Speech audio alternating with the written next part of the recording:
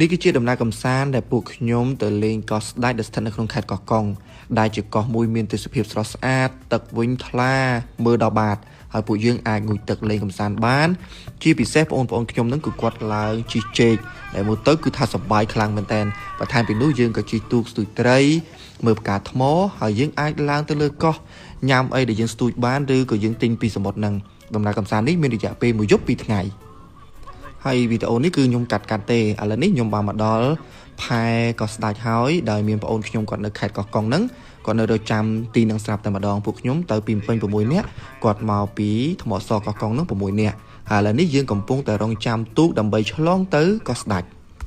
ធ្វើដំណើរទៅកោះស្ដេចហ្នឹងគឺខ្ញុំបានជិះប្រភេទទូកមួយនេះដោយយើងធ្វើដំណើរប្រហែលតែ5នាទីដល់ហើយគឺលឿនមែនតើ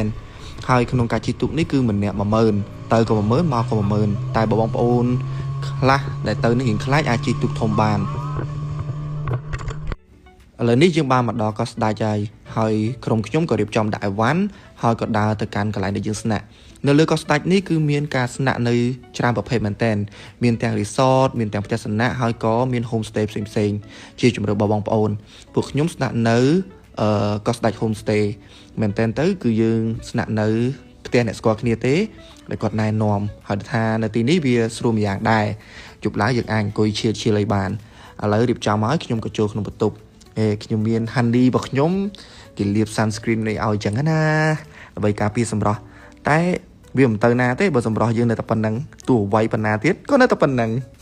ហើយនេះដែលខ្ញុំប្រាប់បងប្អូនថាផ្ទះដែលខ្ញុំស្នាក់នៅគឺវាល្អហ្នឹងដោយសារខាងមុខហ្នឹងយើងអាចអង្គុយលេងបាន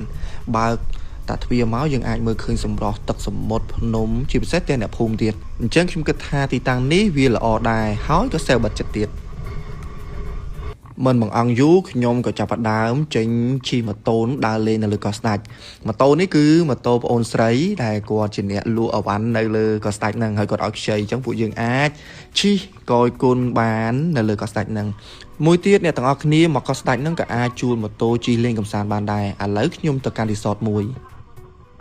មើលតែសម្រស់ប៉ុណ្នេះក៏ដឹងតែស្អាតដែរទីនេះមានឈ្មោះថាកោះស្ដេចរីសតដែលគេនិយមទៅលេងហើយបងប្អូនមួយចំនួនហ្នឹងក៏និយមទៅសម្រាប់កម្សាន្តដែរហើយទីនេះយើងអាចចូលលេងបានផងដែរទោះបីជាមិនសម្រាប់នៅទីនេះហើយខ្ញុំនិងអូនហើយនឹងបងប្អូនហ្នឹងបានមកលេងនៅទីនេះសំខាន់គេមានគេមានកន្លែងដែរមានឆ្នេរសាច់សហ្នឹងខាងនោះគេលេងបានហើយគេភ្ជាប់ដោយស្ពានមួយស្ពាននេះធានាថាមានទិដ្ឋភាពស្អាតមែនតើនៅទីនេះសម្បូរកន្លែងថតរូបណាបងប្អូនបើសិនជាអ្នកដែលចូលចិត្តថតរូបអីខ្ញុំធានាថាត្រូវមិនតែម្ដងឥឡូវនេះខ្ញុំកំពុងតែដើរទៅកាន់មួយបែកទៀត